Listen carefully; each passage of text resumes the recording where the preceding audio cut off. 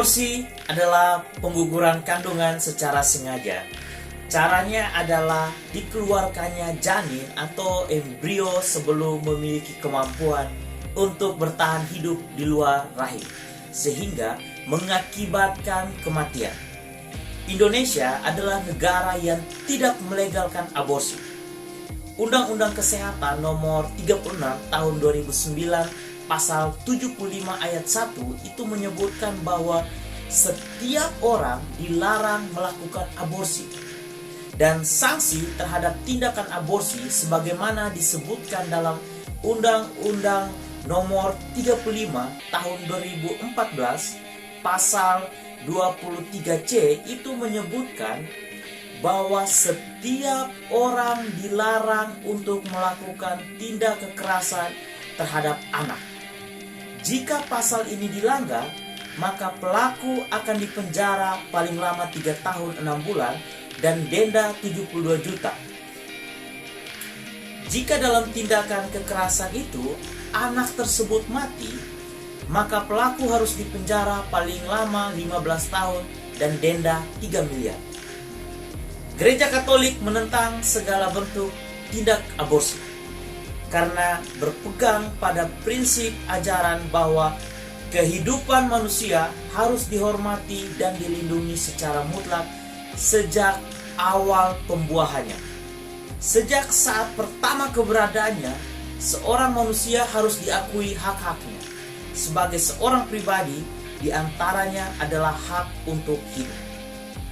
Bagi Gereja Katolik, orang yang melakukan aborsi akan dikenakan sanksi ekskomunikasi late sentitiae, yaitu hukuman ekskomunikasi secara otomatis.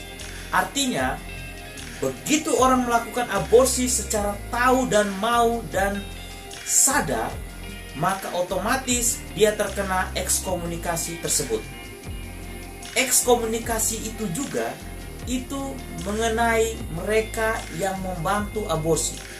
Ekskomunikasi itu berupa dilarang mengambil bagian sebagai pelayan dalam perayaan ekaristi dan ibadat lain, dilarang merayakan atau menyambut sakramen, menunaikan jabatan atau tugas gerejawi. Contohnya itu adalah menjabat sebagai ketua KUB. Eutanasia itu adalah praktik pencabutan kehidupan manusia dan biasanya itu dilakukan dengan suntikan yang mematikan.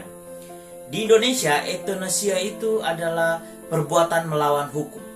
Dalam Kitab Undang-Undang Hukum Pidana pasal 344 itu menyebutkan bahwa barang siapa menghilangkan nyawa orang lain atas permintaan orang itu sendiri yang disebutkan dengan nyata dan sungguh-sungguh akan dihukum penjara 12 tahun.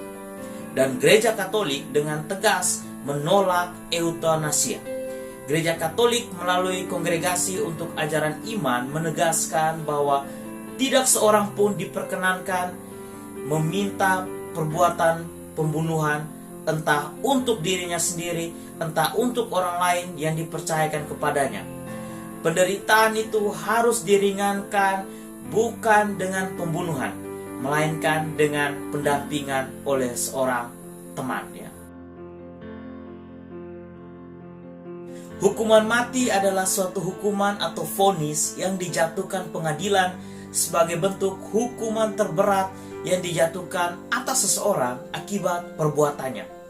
Dan hukuman ini diberlakukan di Indonesia untuk kasus pembunuhan berencana, terorisme, dan perdagangan obat-obat terlarang. Berkaitan dengan hukuman mati, Perserikatan Bangsa-Bangsa itu telah memberlakukan resolusi untuk menghapus hukuman mati di dunia. Dan meskipun demikian, masih banyak negara yang memberlakukannya seperti Tiongkok, India, Amerika Serikat, dan juga Indonesia. Praktek hukuman mati didasarkan pada pertimbangan dapat mencegah orang banyak untuk membunuh karena hukuman yang sangat berat. Namun survei yang dilakukan oleh Perserikatan Bangsa-Bangsa pada tahun 1998 dan 2020 tentang hubungan antara hukuman mati dan angka kejahatan pembunuhan ternyata membuktikan bahwa praktik hukuman mati tidak berdampak signifikan untuk memberikan efek jera pada pidana pembunuhan. Dan selama berabad-abad, Gereja Katolik mengatakan bahwa hukuman mati itu bisa dibenarkan dalam beberapa kasus tertentu.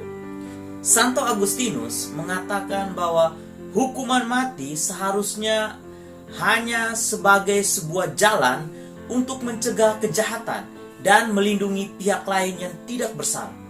Namun, posisi gereja yang mendukung hukuman mati ini telah berubah di bawah kepemimpinan Paus Yohanes Paulus II, dan di bawah komando Paus Fransiskus, Gereja Katolik secara resmi mengubah ajarannya dengan menentang hukuman mati untuk kasus apapun. Dan menurut Paus Fransiskus, semua kehidupan adalah sakral dan tidak ada pembenaran untuk eksekusi oleh negara. Dan Paus sendiri mengatakan bahwa hukuman mati merupakan serangan terhadap martabat manusia.